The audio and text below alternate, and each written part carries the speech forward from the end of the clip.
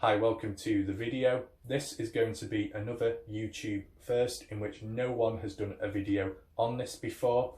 That also applies to previous videos I did, such as the Eye of M Cave analysis, as well as Kenny's playlist being removed at the time and Kenny's comment and Lemmy's warning being wiped from YouTube. So in this video, this is just basically an overt non-participant observation stating the simple fact that there's a lot of fake Kenny Veach fans. Additionally, I'll add on with the fact that there is a certain amount of individuals demonstrating egocentrism, only focusing primarily on the origin and not external factors, e.g. me, when it comes to covering certain stuff which has not been covered before. But linking back, what I mean by fake fans is like a wave of people coming in with fake sympathy and these sayings of, oh, if I was there back then, I would have done this and I would have done that and I would have protected him and I would have warned him not to go and so on, all that bullshit. You know what the reality is? Yeah. Without being delusionally positive and enlightened and without being completely brainwashed and indoctrinated, just be neutral, use common sense. And this just basically links back to school shootings. Look at Columbine, 1999. Dylan Klebold, Eric Harris got revenge after being bullied. And you get all these fans nowadays of the killers saying, oh, if I was at their school back then, I would have been their friend. I would have protected them. I would have stopped them from doing it. No, you wouldn't. It's a load of bollocks. The reality is, if you were there back then post-event, before you knew how notorious or mysterious the individual or group was, you wouldn't give a shit.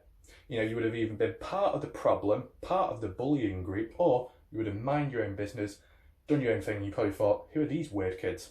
But it's only ever after the event individuals care and mass gatherings and groups come in with the fake sympathy and with all this. And then linking back to the fake fans of Kenny, that's basically what it is. Post-event, something bad has already happened, then people know, and then people care, and then people come in. You know, what about the true original fans of Kenny back then that followed him from day one, or from nearly day one, up until his disappearance? Because the reality is, like what certain people have said, Kenny, in a way, was a nobody. He wasn't popular. You look back, he didn't have as many subscribers or as many views. It's only because a bad, mysterious thing happened, people knew about him, he became somewhat popular and somewhat missed. But he wouldn't have been missed before if people didn't know. You know what I mean? Additionally, you've got a fair few people, whether it's children, degenerates, or older people that just don't have common sense, going around doing the blame game, saying, oh, all these people, thanks everyone for making them disappear, it's all your fault, blah, blah, blah. Do you know what? The reality is you can think of it one or two ways. Either one, the people going around blaming, saying, oh, thanks for all you made them disappear. That individual themselves, they probably would have been part of it back then, before Kenny disappeared. They probably would have been the ones to push and push, say, go on, do it then, do it. Oh, and then they're suddenly shocked afterwards when it's happened. A bit two-faced and hypocritical.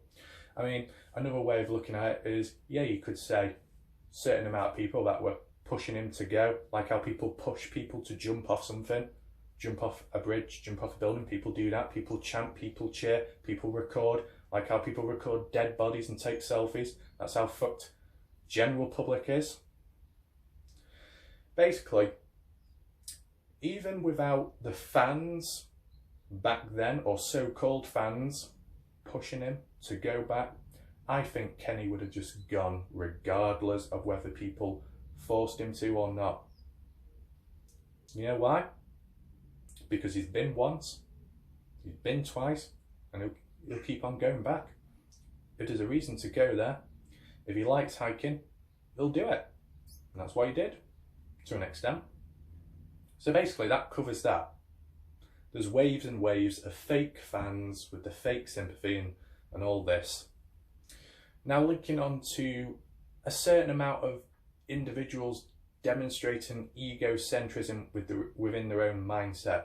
That's probably down to formal stages of development, operational, pre-operational, concrete stages of development as a child didn't quite work out, and therefore they're demonstrating egocentrism. Like if you look back and use the Piaget theory, how they only understand one, side of the story. And what I mean by that is, yes, we've got the I of M cave. It's talked about more now, you could say. The only reason why is because I did a video covering it. Credit to the original source, the origin, that filmed the footage for another individual to look back at it, analyse, pick up and then cover and add on. But what quite a few general public are doing, they want to watch the video or they want to hear about it, but they're only going back to the origin of the individual. That's not how it works. This is like a form of mechanism cogs. You can't have one on its own with the other piece missing. You need both for it to function. And in this case, you've got the original footage and then you've got me. The original footage has it within, but it's not clear enough. I come along, I analyse it, I clear it up, I do a zoom in, zoom out video, filter on, filter off to make it clearer. I've slowed the video down. There's no need to go back there because it's not clear enough. You know what I mean? Yeah, people can go, oh, we'll just focus here, concentrate on that. Well, just remember, I'm the only one to do a video on it as well, credited. They credited me. Goes both ways, appreciate, that's all good.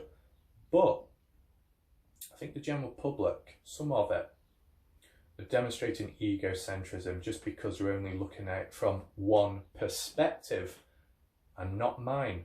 Mine's a different perspective. That's the natural organic perspective. Mine's the edited, filtered, more obvious, cleared up analysis perspective. That's basically all it is. This is all down to just common sense. You get people out there in this world, quite a few of them, maybe intelligent, maybe at university doing this, doing that. Okay, well done. What do you want, a medal? And yet they still lack common sense. So basically that clears it all up. Let's see what happens next.